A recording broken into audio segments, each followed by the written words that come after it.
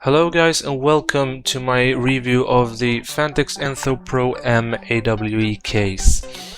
So this case is based off of the regular Enthoo Pro M, which is based off the Enthoo Pro case, and the exterior of these cases are going to be very similar to each other. Big differences between these cases obviously are the side panel. Starting off with the outside, the obvious thing on this case and the big difference between this and the other cases are the big side panel window. The entire side panel is made off of acrylic plastic. The front of the case then has a brushed aluminum style plastic to it. Also here it is quite a sturdy plastic. It is not a cheap plastic from what I can tell. It has dust filters, front panel and top panel, and also a dust filter under the PSU. This case is when fully equipped with parts a very sturdy case. It's nothing really to say here. Moving on to cooling and equipment. The equipment you get to this case mounted in it already is 2 fans. You get a 5¼ inch bay mount in the top. You get a hard drive mount in the bottom right corner under the shroud, and that has space for 2 hard drives. You have mounting places for 3 in total SSD mounts, although you only get 1 SSD mount with this case. If you want the other 2, you're gonna have to buy them. You also don't get any hard drive mounts in the front. That is also extra. There is another hard drive mount in the bottom. If you don't want to use the bay that is in the bottom, you can remove that and place similar to the SSD mount but for hard drive mounts in the bottom. That is also something you have to buy extra if you want it. That about the equipment. So there is some things you have to buy with this case, but in general and for the price, this is a very well equipped case. I should also mention that the fan mounts for the top has a big slider which you can slide out, and that slider covers the entire top of the case, so you just slide that out, mount your fans to it. It makes for very easy installation. Cable routing in this case, in my opinion, I have only done one PC, which is this one, so in my opinion this case is very easy to work with.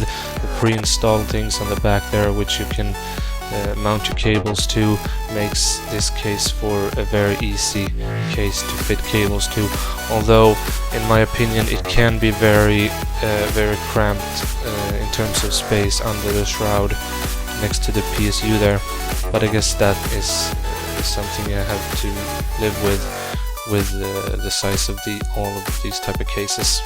So cable routing in general is an easy task and should not take you very long to get quite neat. The main big holes in the case has rubber grommets to them, and you can route most of the cables through them. They have rubber grommets in the top and the side of the motherboard, and also a hole for the graphics card cables. Final words about this case then. In my opinion, also I should go before the final words, I should mention in the front here you have 2 USB 3.0 ports and the usual headset and microphone inputs. You have a power button on top and a reset button on the side under the headset ports. That about that.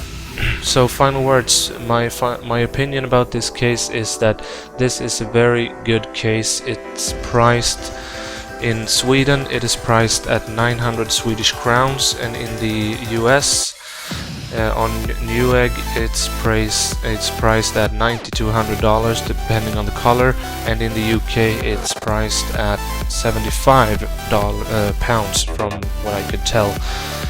In my opinion, this is a very good case to work with. It is very well thought through. It is very modular, and it's priced at a very competitive price, and it's a very good looking case. You get a lot of case for your money, and in this case it is an ATX case, but I have an eATX motherboard in it, and I didn't have any problems whatsoever to fit that into it, so there are really no limitations of what you can do in that aspect either.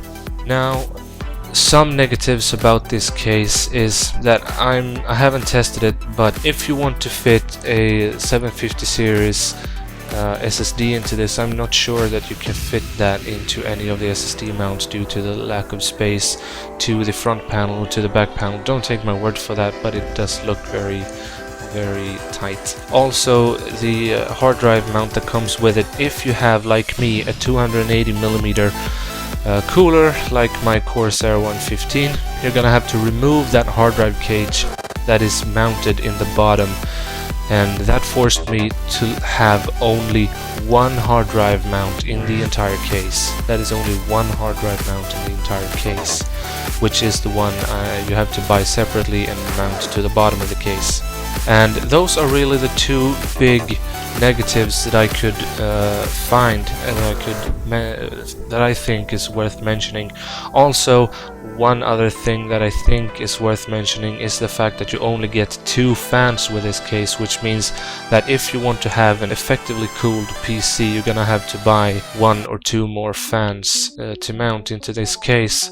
So the hard drive and the SSD mounts and the lack of fans to this case is the big negatives. Otherwise, this is a very good value to what you get sort of case. So this is a very good case for new builders, for people on a budget that wants a really good looking case, and I would say even those that wants to do custom water cooling, because it does support that, and in my opinion I think you could fit actually quite a lot into this thing, depending on what you fit into it, but it does look like it has quite a lot of space for even that. So with that said, if you have any questions about this case, leave them in the comment section down below, and I will try to answer them as the best I can. So that's my review of the Phanteks Enthoo Pro M Acrylic Window Edition, and until next time, have a good day. Bye.